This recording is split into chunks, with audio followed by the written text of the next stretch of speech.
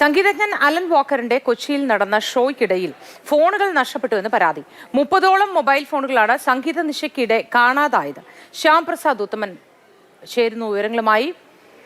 ശ്യാം പ്രസാദ്, നിരവധി ഫോണുകൾ നഷ്ടമായി എന്നാണ് പറയുന്നത്. ഫോണുകളല്ലാതെ മറ്റെന്തെങ്കിലും ഇതിനിടയ്ക്ക് നഷ്ടമായിട്ടുണ്ടോ? ഒരുപക്ഷെ ഫോണുകൾ മാത്രം ലക്ഷ്യമിട്ട് വന്ന ആരെങ്കിലും ആണോ? എന്താണ് ഇതിന്റെ വിശദാംശങ്ങൾ?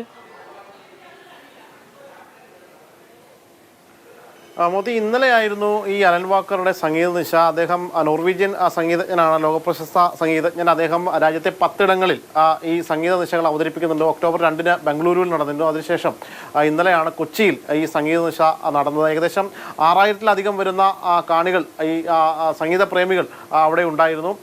വലിയ രീതിയിലുള്ള പോലീസ് സന്നാഹം ഉൾപ്പെടെ ഉണ്ടായിരുന്നു. പക്ഷേ ഈ വേദിയെ ഈ സംഗീതജ്ഞൻ വന്ന മാസ്ക് ധരിച്ച് ആണ് അദ്ദേഹം പാട്ട് പാടുന്നത്. അങ്ങനെ ഈ കാതുകളിൽ ഈ പാട്ട് ഹരം കൊള്ളുമ്പോൾ എല്ലാവരും തുള്ളിച്ചാടി അങ്ങനെ വേദി ഇളക്കി മറിയുന്ന, വേദിയും അതോടൊപ്പം തന്നെ സദസ്സും ഇളക്കി മറിയുന്ന രീതിയിലായിരുന്നു ആ സംഗീത നിശ എന്നാണ് അറിയാൻ കഴിഞ്ഞത്. പക്ഷേ അതിനിടയിലാണ് ഏകദേശം 30ഓളം വരുന്ന ഫോണുകൾ നഷ്ടപ്പെട്ടിരിക്കുന്നത്. ഈ നഷ്ടപ്പെട്ടിരിക്കുന്ന ഫോണുകളാകട്ടെ അതും വില കൂടിയ സ്മാർട്ട് ഫോണുകൾ തന്നെയാണ്.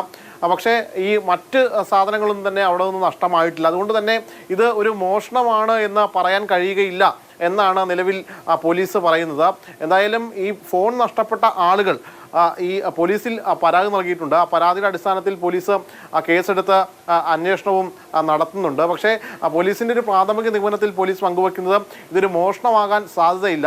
ഒരുപക്ഷെ ഈ സംഗീത നിശയ്ക്കിടയിൽ ഈ തുള്ളിച്ചാടുന്നതിനിടയിൽ പലരുടെയും ഫോണുകൾ തെറിച്ച് പുറത്തേക്ക് പോയി കാണാം. അക്കൂട്ടത്തിൽ പലരും എടുത്തു കൊണ്ടുപോയി കാണാം എന്ന തരത്തിൽ, അല്ലാണ്ട് പ്രത്യേകമായിട്ട് ഇവിടെ നിന്ന് മോഷ്ടിക്കണം എന്ന തരത്തിൽ വന്ന് അങ്ങനെ ഒരു പദ്ധതി ഇട്ട് വന്നതാകാൻ സാധ്യതയില്ല എന്നതാണ് പോലീസിന്റെ നിഗമനം. എന്തായാലും നിലവിൽ ഇന്നലെ ഏതായാലും നിരവധി ആഡംബര ഫോണുകളാണ് പലർക്കും നഷ്ടമായിരിക്കുന്നത്. അലൻ വാക്കറിന്റെ സംഗീത പരിപാടിക്കിടെയായിരുന്നു ഈ സംഭവം നടന്നത്. വിവരങ്ങൾ ശ്യാം പ്രസാദ് ഉത്തമനാണ് നൽകിയത്.